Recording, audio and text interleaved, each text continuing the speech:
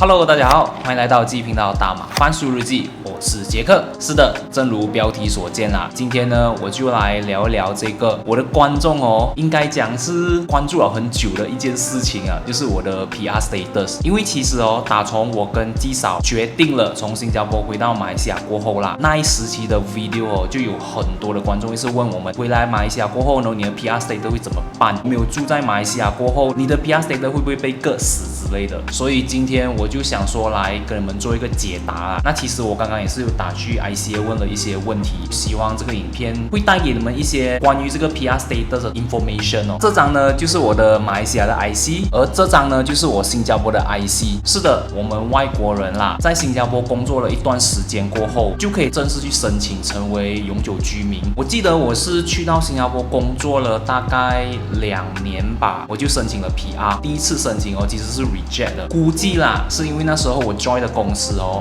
够大，然后薪水也不算很高，所以我在 join 了第二间公司过后，再重新提出申请呢，我就拿到传说中的后信封了，就是这个就是我们传说中的后信封。申请了 PR 过后如果你收到的信封啦是这种小小个的信封就代表说你的 PR 不 approve。那时候其实我申请 PR 的原因就很简单，也没有想到说会回来马来西亚。那个时候呢，住在新加坡是觉得蛮舒服的，就觉得如果我申请 PR 了，可能会得到比较多的好处，再加上找工啊、换工啊也会比较简单。我的 intention 就是这样子而已，并没有想到很长远说我一定要在新加坡生活啊什么之类的，因为那时候还年轻嘛，就是什么东西都试一下反正都在新加坡工作了，为什么就不要去提出一个申请呢？既然有这个能力的话，而且新加坡跟马来西亚的文化其实真的很靠近，国籍身份会有点不同而已，但其实文化啦都是大同小异的，所以我就决定说提出申请第一次不过，但是申请第二次就过了。接下来的故事呢，就是我在影片里面时常有提起到的，我在新加坡生活了10年之久，因为 COVID 然后就回到来过后，就有很多的观众真的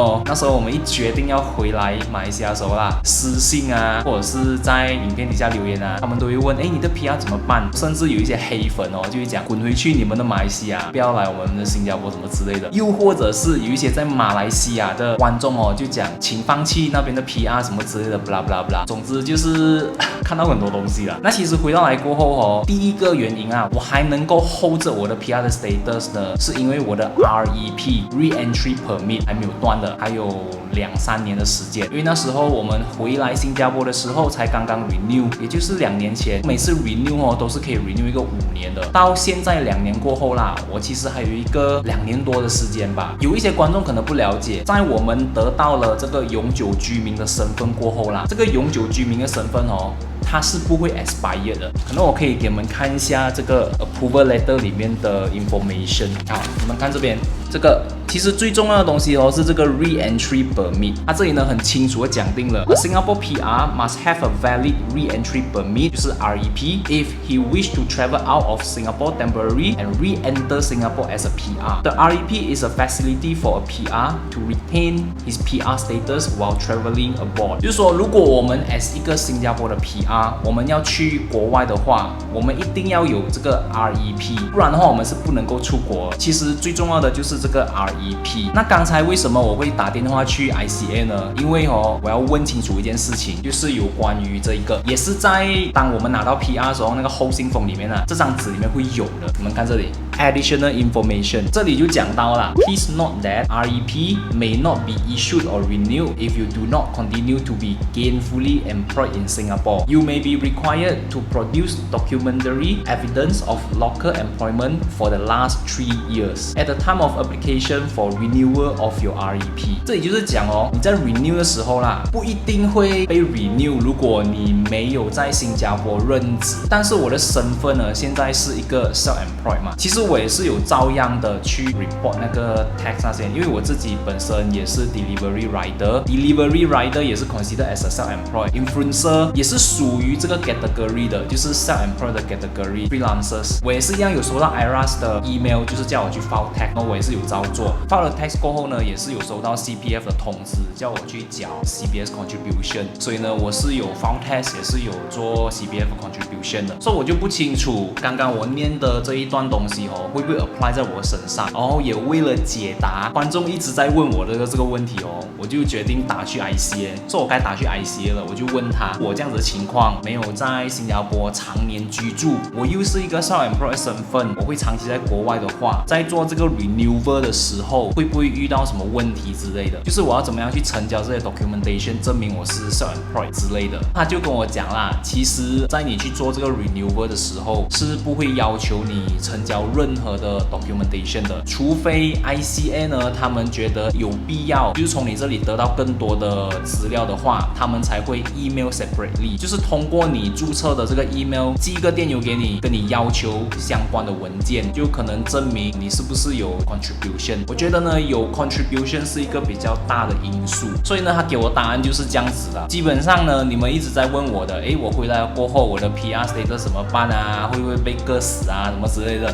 所以答案是没有，不会被割死。然后可以 renew 吗 ？renew 的东西呢，不是 renew 你的 PR status， 是 renew 你的 REP， 就是 re-entry permit。因为如果没有 re-entry permit， 你就不可以出国。它的 concept 就是这样子而已，并没有所谓的 PR 被割死什么之类的。所以我相信呢，有些观众他们留言讲，我的朋友回来过后 PR 就被割死了。那我相信是因为你的朋友没有去 renew 那个 REP 才会这样子。所以呢，关于我的 PR status 现况就是这样子啦。接下来我们就聊一下别的。那接下来呢，就来跟大家聊一聊，有观众会一直问我的，观众就会问呢，你回了马来西亚过后，为什么你不要直接把你的 PR 就割掉？一来你又可以拿回你的 CPF， 其实 CPF 存了好几年是有一笔数目在里面的啦。他们就讲，这么你不要就直接割掉，然后把 CPF 全部拿回来，可以放在更好的投资啊，还是用在别的地方之类的。那其实我这里的答案是，我暂时没有想要把我的 PR 割掉的这个想法。然后有些观众会讲，你都不喜欢新加坡了，为什么你不要割掉，滚回去你的国家什么之类的 ？OK， 这里澄清一下，我没有不喜欢新加坡。其实马来西亚跟新加坡我都很喜欢的这两个国家，不然为什么我的 channel 你们看我的 content， 我里面的内容都是有关于新马的？因为其实我在马来西亚，对我是一个马来西亚人，但是我去新加坡工作了一段时间过后，其实我是蛮喜欢那边的环境的，整个环境是不错的，先进国你们知道吗？这个感觉，所以在那里生活了一段时间过后，也拿了 PR 过后，我是有一定程度的身份认同感的。我并没有讨厌新加坡，我也没有讨厌马来西亚，我在这两个地方生活我都很舒服。所以请观众不要误解不管你们是马来西亚人还是新加坡人，我对这两个国家是没有讲不喜欢哪一边，只是说现阶段呢，我会比较想要生活在马来西亚，但是我还是时常有回去新加坡拍片之类的。所以生活在这两个国家之中，我非常的自在，非常的喜欢，并没有像你们想象中，或者是像你们讲到这样子那么偏激。OK， 再来就是有些观众他们会讲，你不要放弃 PR， 是不是因为你要做两头蛇，你两边都要拿到这个 benefit？ 因为其实新加坡你是 PR 的话啦，在某些方面，好像你去医院看病政府医院都会有拿到 subsidize，even 都是买房子都会有 subsidize， 很多东西都会得到一半的福利啦，就你不会被 treat as 一个外国人这样子。那我这里想讲的是其实我在新加坡工作的也是蛮长的一段时间啦，然后你们不可以否定我在那边的 contribution 的。前一阵子他们都会有这个 appreciate for pioneer generation， 对不对？就是他们对新加坡做出一些贡献。那么一样的，你们也不可以否定我们这些外国人在新加坡生活了过后，工作了一段时期，新加坡在进步当中，我们也是有 contribute 的，所以你们不可以否定我们的这些 contribution。而且 PR 这个 status 也不是你给我的，是我自己去争取到的，对不对？所以请这些想法比较偏激的观众，请不要再有这样子的攻击性的留言啦。我的话，我是觉得我看了，我想回应的时候我就会回应，但是对于其他人来讲，我觉得 be fair，OK， 我们是有 contribute 的。那么我为什么不要割掉的原因呢？是因为我个人嘛都是喜欢选择的，我要让我自己有多一个选择。我不是讲说马来西亚生活的环境不好，但是现阶段马来西亚它就是一个发展中国家，对不对？作为一个公民，作为一个人，我们都可以选择到各个地方去生活。所以我给我我自己多一个选择，有错吗？没有错的嘛。就好像在新加坡生活的新加坡人也会想到，新加坡可能不是我的第一首选，以后生活啊，我会想要去澳洲啊、纽西兰啊一样的。马来西亚人也是会有这样子的想法的，这个是不分国籍的 ，OK？ 所以你们不要再以一些国籍的身份认同去做这种攻击性的留言啦。而且呢，在新加坡的 facility 真的是很不错的，因为讲真的啦，新加坡里面的系统啊、交通啊、医疗啊这些全部都很全面、很完善。可能因为国家不太大，也管理得非常好，不像马来西亚都是分得很散，可能只是在某一些特定的地方会比较完善，差距会比较大。但是在新加坡都还蛮统一的。我会想要 keep 住这个 state 的原因呢，就是因为我有多一个选择，不只是在我的生活上、经济上，在医疗上啊，也是有一个很好的选择。我本身也是有 Shield Plan， 就是 Government Subsidized 的 Insurance Plan， 在新加坡的。有什么事情的话，如果在马来西亚真的是找不到什么好的医生啊，什么之类的，至少我在新加坡进行什么治疗的时候，他说啦 ，OK， 也可以享有那边的福利。就是这些因素呢，促成我暂时没有这个想法，想要把我的新加坡永久居民丢掉，我还是想要 keep 住。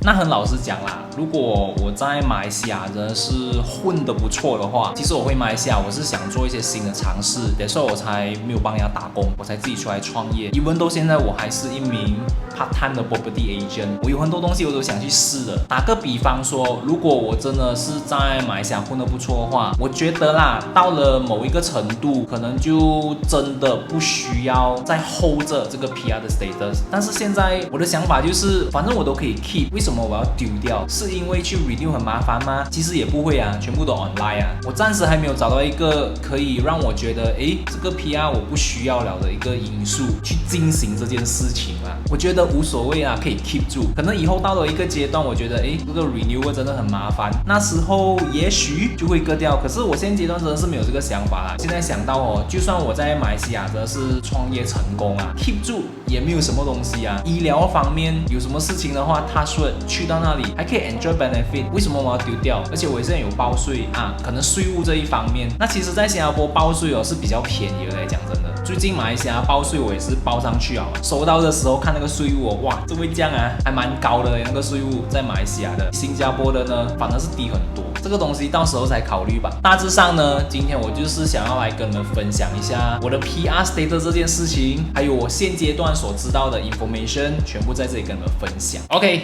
好啦，我觉得今天影片就到这边啦。那我希望这样子的分享呢，对你们会有一些帮助。可能你们想要申请 PR 的，去申请，就按照你们现在想要做的东西去做。其实没有什么不好，因为你都生活在那边了 ，might as well 就直接去申请掉它。再来呢，再看影片，你们也许有一些跟我一样回到马来西亚过后，你们不知道你们的 PR status 会怎么样的话，希望这支影片对你们会有一些帮助。又或者是如果在看影片的你们已经回到马来西亚，然后也把 PR 的 status放弃了，可能你们可以分享一下为什么你们要放弃嘛？可以在下面留言，因为之前我有看过好几则留言啦，就是讲他们已经回到来好一段时期了，回来了10多年、20年，最后他们就选择了放弃。最主要的原因是可能他们已经决定了，就是把 CPF 拿回来啦。但我现在还是觉得 CPF 放在那边还可以增值啊。或许你们有一些不一样的看法，就是你们已经放弃了在新加坡 PR status 的这些观众，可能你们可以在下面留言跟大家分享一下。那么今天影片就到这边啦，希望你们会喜欢这支影片。喜欢的话，觉得有用的话，就给我一个赞。我们下一支影片见，拜。